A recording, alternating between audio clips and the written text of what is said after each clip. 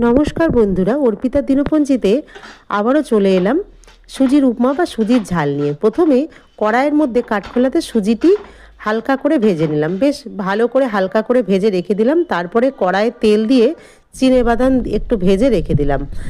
চিনেবাদাম ভেজে রেখে দেওয়ার পরে শীতকালীন সবজিগুলো যেমন হচ্ছে পেঁয়াজকলি, গাজর, ক্যাপসিকাম, ফুলকপি, মটরশুঁটি দিলেও ভালো হয়। আমার মটরশুঁটি ছিল না তাই দিতে পারিনি, এবং কারি পাতা দিলে তো আরও বেশি ভালো হয়। কারি পাতাও ছিল না তাই দিতে পারিনি। প্রথমে পেঁয়াজ অল্প ফোড়নের মতো দিয়ে, পেঁয়াজটা মুখে পড়লে বেশ কচকচে ভাব হয়, ভালো লাগে। তারপরে সব সবজি দিয়ে নাড়াচাড়া করে সুজি দিয়ে নাড়াচাড়া করে দিলাম, এবং লবণ হলুদ দিয়ে ভালোভাবে সব সবজির সাথে সুজিটাকে নাড়তে হবে। এবার অল্প অল্প করে জল দিতে হবে, অল্প জল দিতে হবে, তাহলে সুজিটা বেশ ঝুরঝুরে হবে। এই তৈরি হয়ে গেল সুজির উপমা। কেমন লাগলো বন্ধুরা? ভালো লাগলে অবশ্যই একটি লাইক করে দেবেন। ধন্যবাদ সবাইকে।